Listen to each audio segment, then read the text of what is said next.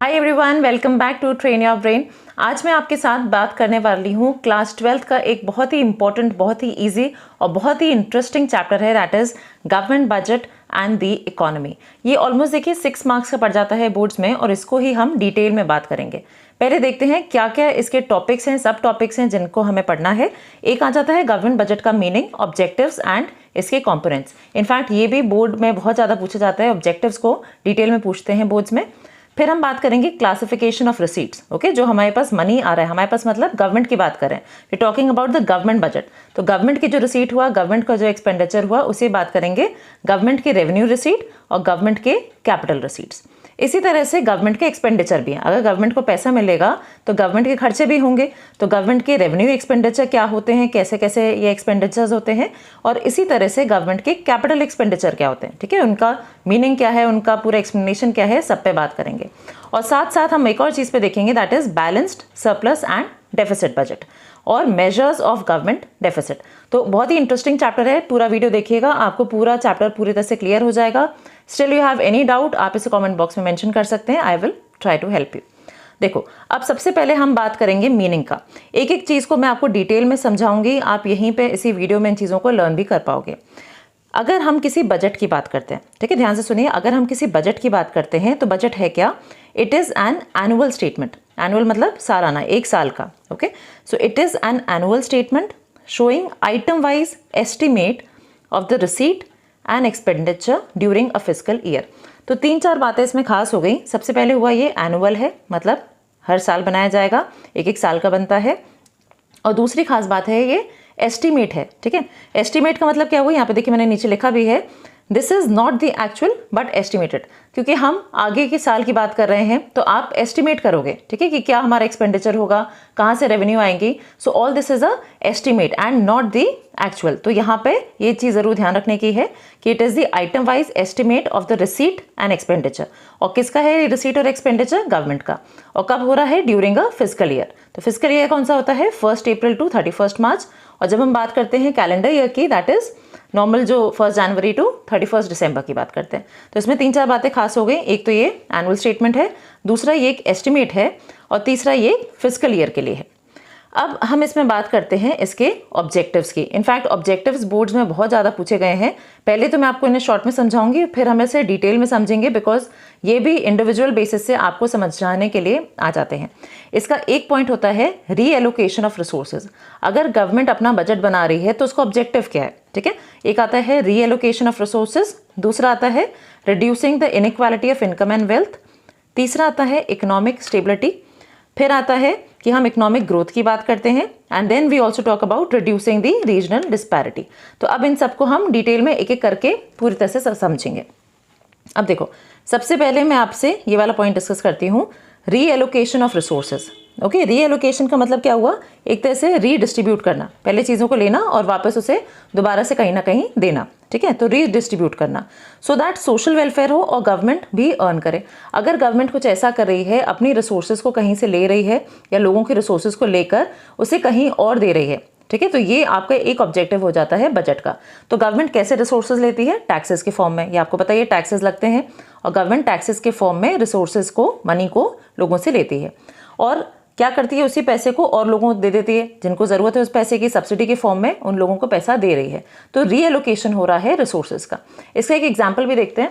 देखो, यहाँ पे मैंने आपको एक पूरा एग्जाम्पल मेंशन किया है कि अगर हम टोबैको पर टैक्सेस बढ़ा दें, ठीक है, अगर गवर्नमेंट क्या करे, टोबैको पे अगर टैक्सेस बढ़ा देगी तो इससे क्या होगा, जो लोग इसका कंजम्पशन करते हैं, ठीक है, और इसका कंजम्पशन कंटिन्यू करेंगे तो उससे क्या होगा, हमारे पास पैसा बढ़ेगा, टैक्सेस और बढ़ते जाएंगे, गवर्नमेंट के पास पैसा आएगा। और अगर कुछ लोग टोबैको को छोड़ भी देते हैं तो उससे भी क्या हुआ, सोशल वेलफेयर हुआ। अगर लोगों ने उसे खाना छोड़ दिया तो उनकी हेल्थ इंप्रूव होगी, सोसाइटी का डेवलपमेंट हुआ। तो दोनों तरह से हमारा फायदा है, ठीक है। तो हमने रीएलोकेशन से क्या हुआ, डबल तरह से गवर्नमेंट का फायदा, इधर the government is getting more of money, कैसे मिल रहा है, टैक्सेस के फॉर्म में, या फिर गवर्नमेंट को क्या फायदा हो रहा है कि अगर लोगों ने टैक्सेस की वजह से इसका बनाना छोड़ दिया या इसका जो खरीदना है वो कम कर दिया तो उसकी वजह से भी हमें सोशल वेलफेयर होगी। तो ये आपको ध्यान रखना है। तो फर्स्ट पॉइंट अभी हमने कवर किया, that was reallocation of resources. अब चलिए दूसरा पॉइंट देखते हैं। हर एक पॉइंट को मैं आपको डिटेल में समझा रही हूँ, इसके मैंने साथ में थोड़े से चार्ट्स के थ्रू भी समझाया है, इसके की पॉइंट्स लिखे हैं, सो दैट आप इसी को अपने वर्ड्स में लिखोगे, आराम से इकोनॉमिक्स में आपके मार्क्स आएंगे। And economics is all conceptual, इसमें कोई भी डिटेल आंसर्स नहीं होते। आपको अगर कंसेप्ट पता है तो आप डायरेक्टली उसके आंसर सही सही लिख सकते हो। So we come to the second point, which is reducing the inequality of income and wealth. ठीक है, inequality का मतलब क्या है? जहाँ पे दोनों जो पक्ष हैं वो बराबर नहीं है। और यहाँ पे पक्ष कौन से हैं? Have and have nots. कुछ ऐसे लोग हैं जिन पे पैसा है, कुछ ऐसे लोग हैं जिन पे पैसा नहीं है। और आप सिचुएशन देखो हमारी कंट्री की क्या है कि हमारे यहाँ हैव नॉट्स ज़्यादा है। ऐसे लोग बहुत हैं जिनके पास पैसा नहीं है, और ऐसे लोग बहुत कम है जिन पे पैसा है और बेशुमार पैसा है, बहुत ज़्यादा पैसा है। ठीक है, अब गवर्नमेंट क्या करे? Government does it through it's budgetary policy. Government कैसे इस इनइक्वालिटी को बराबर करती है? अपनी बजटरी पॉलिसी के साथ। अब भाई बजटरी पॉलिसी क्या होती है ये आपको पता होना चाहिए। Budgetary policy is nothing but जब गवर्नमेंट टैक्सेस लगाती है। ठीक है, अब टैक्सेस भी किस पे लगता है? जो लोग पैसा कमाते हैं। ओके, तो जिनके इनकम ग्रुप हायर है, ठीक है, जिनके पास ज़्यादा पैसा है, उनका आपको पता है टैक्सेस भी बढ़ जाते हैं। और जिनका लो इनकम ग्रुप है, जिनका इनकम कम है, उनका टैक्सेस भी कम लगता है। ओके, तो इसी को हम कहते हैं प्रोग्रेसिव टैक्स। अभी आप आगे पढ़ेंगे भी। और जिनके पास बिल्कुल ही पैसा नहीं है, कुछ भी नहीं है, वो टैक्स पे नहीं कर रहे। तो गवर्नमेंट अपनी बजटरी पॉलिसी के थ्रू रिड्यूस कर रही है inequality of income and wealth. Okay, एक और चीज़ इसमें ध्यान देने की है, if more money is receive through tax can be redistributed to the poor. Government ये भी करती है कि मान लीजिए कहीं जहाँ लोगों से उसने पैसा लिया, उस पैसे को वो ऐसे लोगों को दे देती है जो गरीब हैं, किसी ना किसी सब्सिडी के फॉर्म में उनको वो पैसा दे दिया जाता है। तीसरे पॉइंट पे बात करते हैं। तीसरा है इकोनॉमिक स्टेबिलिटी। दोबारा देखो, पहला पॉइंट हमने करा था that was reallocation of resources, जिसमें हमने बोला कि पैसा कुछ लोगों से लेके कुछ लोगों को दे रहे हैं, दैट इज टैक्सेस और सब्सिडी वाला। दूसरे में बात करें रिड्यूसिंग इनइक्वालिटी, इसमें आपको क्या समझाना है? You will be telling about budgetary policy. ठीक है, तो इसमें आप बजटरी पॉलिसी बताओगे। और तीसरा पॉइंट हम जो कवर कर रहे हैं that is economic stability. So government controls the situation of inflation and deflation and thus promotes economic stability. Economic stability का देखो बच्चों मतलब ये है कि आप स्टेबिलिटी चाहते हो, आप चाहते हो बहुत ज़्यादा इंटरफियरेंस नहीं हो, बहुत ज़्यादा चेंजेस नहीं हो, फ्लक्चुएशन नहीं हो। तो फ्लक्चुएशन इकोनॉमी में दो तरह से होते हैं, one can be inflation and the other one is deflation. Inflation का मतलब क्या है कि जब AD is more than AS. Now what is AD? AD is aggregate demand and it is greater than AS which is aggregate supply. अब aggregate का मतलब क्या है? Aggregate means total. ठीक है, अगर किसी कंट्री की टोटल डिमांड ज़्यादा है अपनी टोटल सप्लाई से, तो इसे हम कह देते हैं इन्फ्लेशन। और दूसरा होता है डिफ्लेशन, जब आपका as is more then aggregate demand, that means supply बहुत ज़्यादा है और एग्रीगेट डिमांड उस समय कम है। तो ऐसी सिचुएशन में गवर्नमेंट क्या करेगी? अपने एक्सपेंडिचर को बढ़ा देती है। तो इसी तरह से गवर्नमेंट कंट्रोल करती है इन्फ्लेशन और डिफ्लेशन को, जिससे कि इकोनॉमी में स्टेबिलिटी बनी रहे। ठीक है, तो अब हमने 3 पॉइंट कवर कर लिए हैं। Now we are moving on to the 4th point. I am trying कि मैं आपको पूरा सारा डिटेल में अच्छी तरह से समझा दूँ, so that there is no problem. एक सेकेंड, यस सॉरी। चलिए 4th पॉइंट पे आते हैं, मैनेजमेंट ऑफ पब्लिक इंटरप्राइजेस। देखिए पहले ही हमने बात कर ली कि रीएलोकेशन हो जाएगा, दूसरे पे हमने बात करा कि रिड्यूस करेंगे इनइक्वालिटी को, तीसरा हमने बात करा इकोनॉमिक स्टेबिलिटी का। सो आर एंड एस हो गया। अब हम बात कर रहे हैं मैनेजमेंट ऑफ पब्लिक इंटरप्राइजेस। देखो गवर्नमेंट सिर्फ अपने लोगों के थ्रू काम नहीं कर रही, वो अपनी इंटरप्राइजेस भी बनाती है। ये आपने पढ़े हुए हैं, इंटरप्राइजेस होती हैं गवर्नमेंट की। तो गवर्नमेंट क्या करती है? Government frames the budget in such a way so that the public enterprises also get the funding. आपने पढ़ा है कि भाई ट्रेजरी से पैसा जो होती है गवर्नमेंट अपने सारी डिपार्टमेंटल अंडरटेकिंग को या जो इसके और कॉरपोरेशंस हैं उनको गवर्नमेंट पैसा देती है। तो ये पैसा कहाँ से आएगा गवर्नमेंट के पास? All this money is coming from the government budget. वहीं से गवर्नमेंट अपना एलोकेशन करती है, फंडिंग करती है, और उसी पैसे में से कुछ पोर्शन जो बजट का है उसका ही कुछ portion in public sector enterprises को भी दिया जाता है। Okay, coming on to the next one. 5th point आता है इकोनॉमिक ग्रोथ। पहले क्या था? Economic stability. Okay, again the first one was, हम बात कर रहे थे रीएलोकेशन, फिर इनकम जो इनइक्वालिटी है उसको ठीक करना, फिर हमने बात करा जो 3rd वन है दैट वाज इकोनॉमिक स्टेबिलिटी, और 4th हमने बात करी कि जो भी आपकी ये पब्लिक सेक्टर एंटरप्राइजेस हैं इनके मैनेजमेंट के लिए। और अब हम बात कर रहे हैं इकोनॉमिक ग्रोथ। ओके, अब देखो ग्रोथ को जब हम समझाते हैं तो 2 टर्म्स का यूज होता है, एक होता है सेविंग्स और दूसरा होता है इन्वेस्टमेंट। ठीक है, government frames the budget in such a way that the saving and the investment both improve, दोनों बढ़ने चाहिए। ये नहीं कि इकोनॉमी में लोग सिर्फ सेव कर रहे हैं तो वो भी गलत है, और हर जगह पैसा लगाया जा रहा है वो भी गलत है। तो सेविंग और इन्वेस्टमेंट दोनों बढ़ते रहें। इसमें भी समझिए, अगर सेविंग्स है ओके, तो एज एन इंडिविजुअल अगर हम बात करें, आपके पास मान लीजिए 1 लाख रुपए हैं और आपने किसी कंपनी में वो पैसा इन्वेस्ट किया, ठीक है। अब कंपनी उस पैसे को क्या करेगी, कंपनी उस पैसे को फर्दर इन्वेस्ट कर देगी, कहाँ लगाएगी, इधर इन सम इंफ्रास्ट्रक्चर या कुछ बिल्डिंग्स बनाएगी, और इस सबसे फ़ायदा क्या होगा कि एम्प्लॉयमेंट जो है वो कंट्री में बढ़ेगा। तो आप देखो इन टर्न क्या हो रहा है, आपकी सेविंग से पैसा पहुंच रहा है एम्प्लॉयमेंट तक, एंड इकोनॉमी जो है वो ग्रो करेगी। तो जो कंट्री का ग्रोथ रेट क्या है इस समय, वो अगर आपको आइडिया हो नहीं है तो आप उसे चेकआउट करिए और ज़रूर से कमेंट बॉक्स में लिखिएगा। And if you like the video please make sure that you like it, because I have made a lot of effort to provide all this for you. Okay, चलिए last और देख लेते हैं। जो last objective आता है of a budget is reducing regional disparity.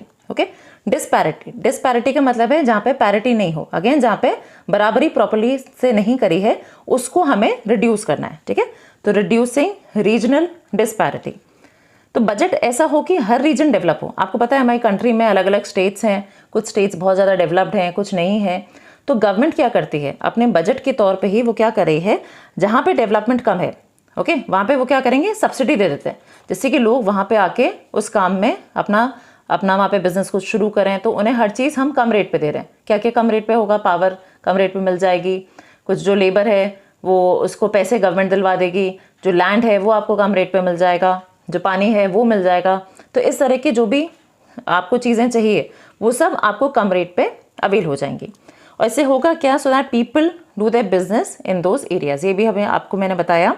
तो मान लीजिए 2 रीजन्स हैं, से एक रीजन है जो बहुत डेवलप्ड है किसी कंट्री में, और दूसरा रीजन है जो कि अंडर डेवलप्ड है।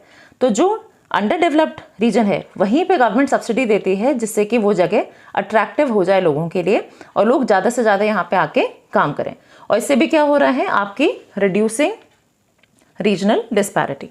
तो एक बार दोबारा देख लेते हैं। हमने बात करी ऑब्जेक्टिव्स की। One was reallocation of resources, reducing inequality, economic stability, and then we talked about maintenance of management of public enterprises, economic growth और रिड्यूसिंग रीजनल डिस्पैरिटी। तो बहुत ही सिंपल है, आप इसे लर्न भी करो। देखो ऐसे याद कर सकते हो, एक हो गया पब्लिक एंटरप्राइजेस से रिलेटेड है, एक इकोनॉमिक ग्रोथ का है, फिर रिड्यूस कर रहा है किसको, रीजनल डिस्पैरिटी पे बात करते हैं।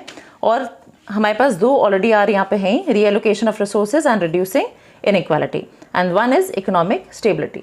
सो overall we have 6 major objectives, बहुत इंपॉर्टेंट हैं और इसे आपको बहुत ही ध्यान से करना है।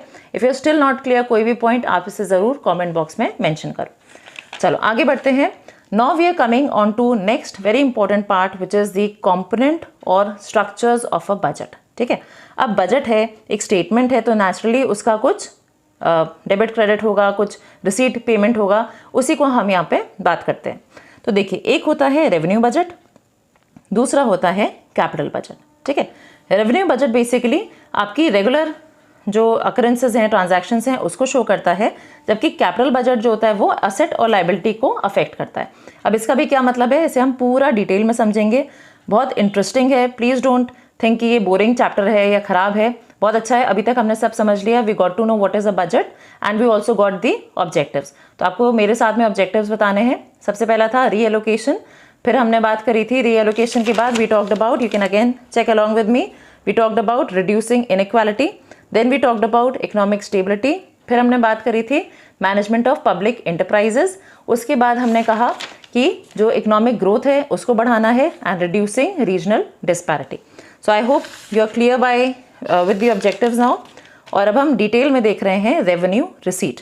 ठीक है, अब अभी मैंने आपको बताया है कि जो बजट होता है तो 2 पार्ट्स में हो गया, एक हो गया रेवेन्यू बजट, दूसरा हो गया कैपिटल बजट। हर बजट के अंदर 2 पार्ट्स फर्दर होते हैं, रिसीट और एक्सपेंडिचर।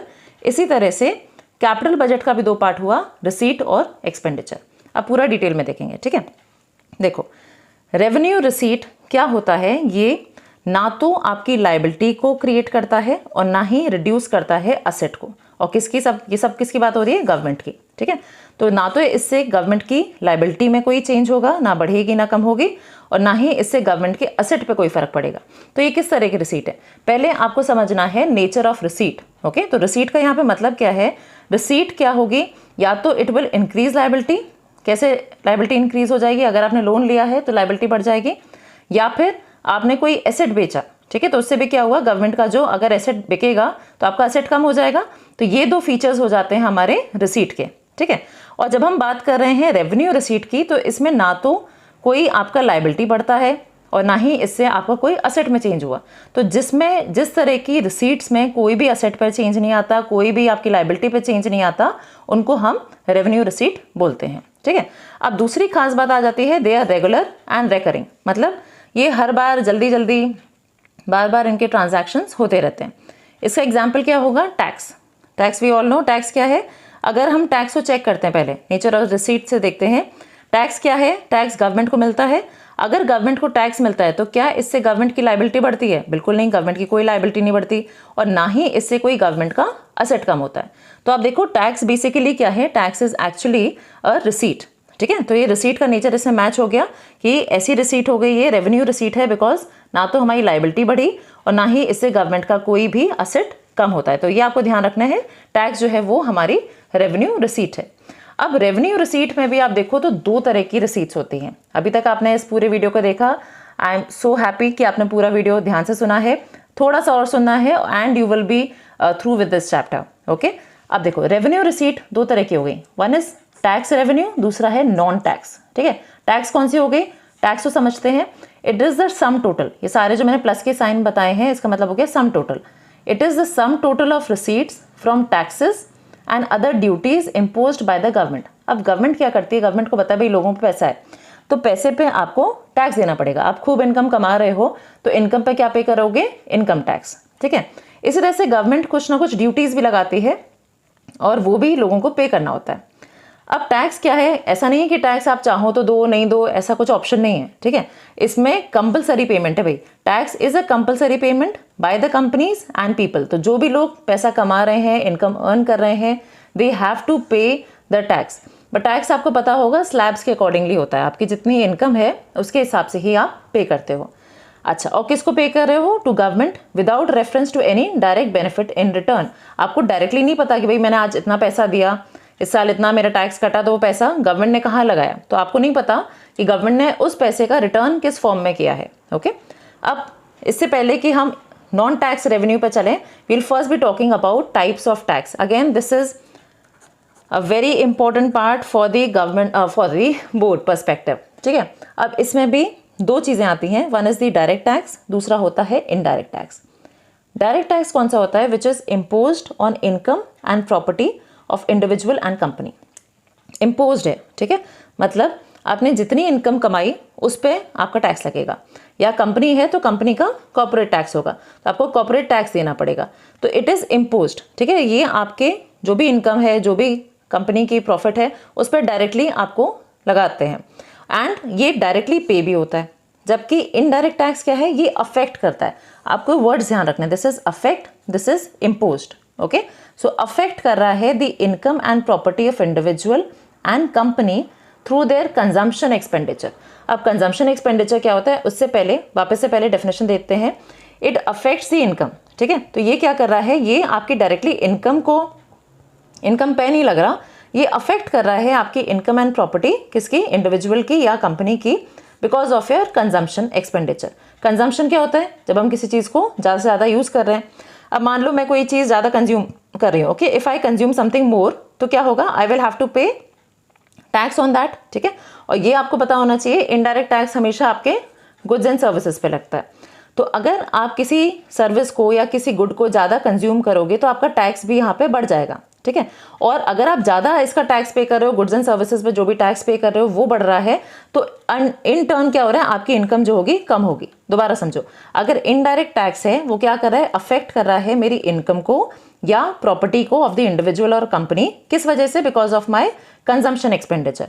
और कंजम्पशन एक्सपेंडिचर होता क्या है कि अगर आप किसी चीज़ को बहुत ज़्यादा कंज्यूम कर रहे हो और सामान खरीद रहे हो उसका, तो नेचुरली आपको उस पर टैक्स भी पे करना पड़ेगा। और अगर आप ये सारे पेमेंट करोगे, उस चीज़ को खरीदने पे पैसा लगाओगे, प्लस उसी चीज़ का जो भी टैक्सेस बन रहे हैं वो भी पे कर रहे हो, तो आपकी जो इनकम है वो तो कम हो जाएगी ना, because you are making so many payments, okay. अब इसी में थोड़े से और डिफरेंसेस हैं, वो भी देखते हैं। Yes, next very important for the board perspective is the burden. ये ध्यान रखना है आपको, डायरेक्ट टैक्स का जो बर्डन है वो शिफ्ट नहीं हो सकता। आपने जितनी इनकम अर्न करी उस पर जितना भी टैक्स बनता है दैट यू हैव टू पे। वेयर एज इनडायरेक्ट टैक्स में क्या है, इट कैन बी शिफ्टेड। मान लो आपने कोई चीज़ खरीदी, 500 रुपये का वो प्रोडक्ट था, अब इसमें आपने देखा होगा बिल, जितने भी बिल होते हैं उसमें CGST, SGST ऐसे टैक्सेस होते हैं, वो उस पर लेवी करे जाते हैं। मान लीजिए 50 रुपये हैं तो ये 100 रुपये इस पर एड ऑन हो गया और अभी प्रोडक्ट जो है आपको 600 रुपये का पड़ा। So as a consumer I have to pay 600 for this product, but actually वो कितना था, 500। तो ये जो 100 रुपये का टैक्स है ये एक्चुअली मेरा टैक्स नहीं था, ये किसका था, ये उसी मैन्युफैक्चरर को पे करना था, but now this tax is shifted to me. Okay, तो इनडायरेक्ट टैक्स जो होता है ये शिफ्ट हो सकता है, ये आपको ध्यान रखना है। नेक्स्ट आ जाता है नेचर, ये भी इंपॉर्टेंट है। नेचर में बात करते हैं कि ये प्रोग्रेसिव होता है। प्रोग्रेसिव का मतलब है जैसे जैसे आपकी इनकम बढ़ेगी आपका टैक्स लायबिलिटी बढ़ती जाती है। आपने स्लैब्स देखे होंगे, if not you can ask your parents and या आप सर्च भी कर सकते हैं। अगेन मैं एक इनकम टैक्स का भी पूरा वीडियो बनाऊंगी, तो जो लोग इंटरेस्टेड हैं आप जरूर चैनल को सब्सक्राइब करना। So with increase in income your tax liability also increases. But यहाँ पे जो होता है इनडायरेक्ट टैक्स में ऐसा नहीं होता, इसका कोई खासा उससे ट्रेंड नहीं है। फिर आता है कवरेज, ये भी आपको समझने की चीज़ है। कवरेज हम कह रहे हैं it is limited and wide. Okay, limited का मतलब क्या हुआ, only those who have the slab have to pay, मतलब अगर आपकी इनकम उस स्लैब में फॉल करती है तभी आपको पे करना है। ओके, अगर आपकी इनकम उस स्लैब में है ही नहीं, ओके, बिकॉज इनिशियल लेवल तक एक सर्टन अमाउंट तक आपको, अगर आपकी इनकम कम है तो आपको उस पर टैक्स पे ही नहीं करना है।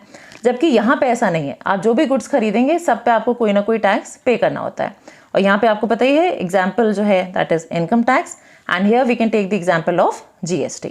चलिए अब जरा वापस चलते हैं, हमने इधर तो बात कर ली थी, we left this non tax revenue. Okay, ये भी बहुत इंपॉर्टेंट है अगर आप बोर्ड पर्सपेक्टिव से बात करो तो। अभी हमने यहाँ पे देखा था टैक्स रिसीट, ये सारे वो पैसे थे जो कि आपको रिसीव हो रहे थे, मतलब गवर्नमेंट को, in the form of taxes. Non tax है तो दैट मीन्स कि ये टैक्स की फॉर्म में तो नहीं होगा। Okay, it is receive from all sources other than tax, मतलब टैक्स के अलावा किसी तरह से अगर गवर्नमेंट को पैसा मिल रहा है उसे हम कहते हैं नॉन टैक्स।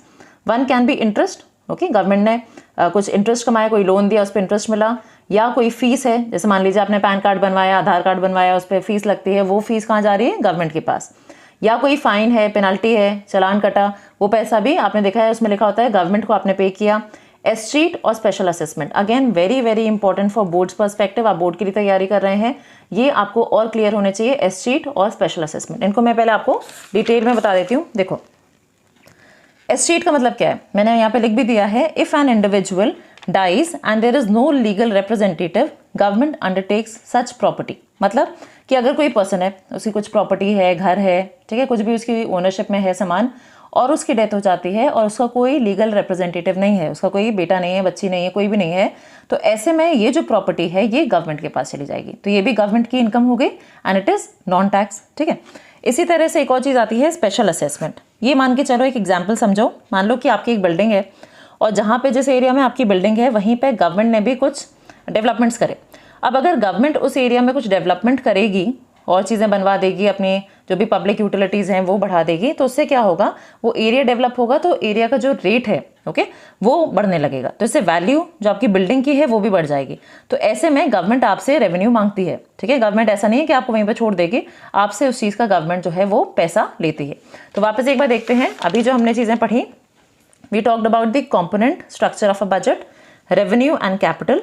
रेवेन्यू के अंदर हमने बात करी रिसीट की, रिसीट के अंदर भी हमने बात करी रेवेन्यू रिसीट की, जिसमें हमने नेचर बात करी थी।